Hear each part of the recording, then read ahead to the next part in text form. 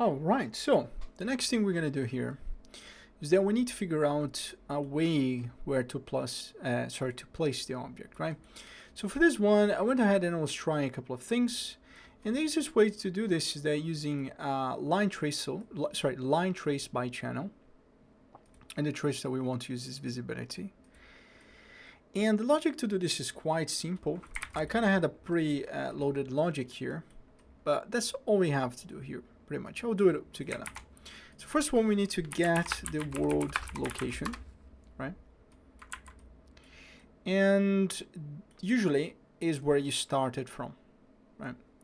Now, where you want to, let's say, see where it's gonna add, you're gonna actually do a plus. And we're just gonna get from the camera, get forward location, which means they get whatever is in front of the camera. Let's multiply this. Let's change this to a float with a right click, by the way, right? If you right click that. Let's just give like a ridiculous number, like 1,000 for now. And that's gonna be the distance, okay? Now, look what's gonna happen. So if I go here and press persistent, what's gonna happen is that when I press this, I should be able to trace the lines, right? Which is pretty cool. Now, one more thing I want you guys to do here is that we just need to adjust the camera. I just want to make sure that something it does like that, you know? So it's easy for us, the player, to place things. Or it could go in first person, I don't really mind. But let's just make sure that we can also control the camera. Boom, right? Now, what we're gonna do here is simple.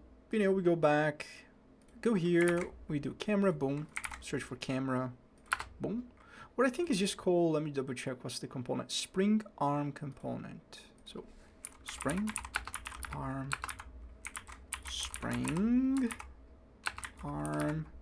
component. Yeah, expose on spawn as well.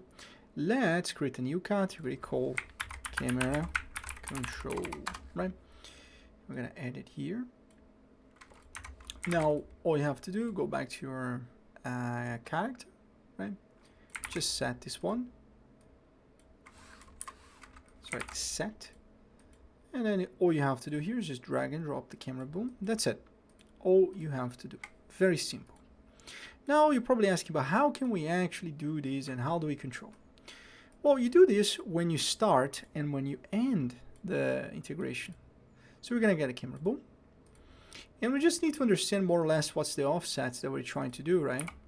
So for example, here, we're just trying to go up, right? And maybe a little bit to the right, right? So we need to play with the Y and with the Z. Right, one thing I like to do here is that first, when this happens, get relative location, right? Make sure you store this, and we're gonna call this original camera spring arm location. Because remember, we don't want to mess with the player's view once this thing goes back to normal, okay? So let's just do from the number 2 here. You just need to now set relative location, right?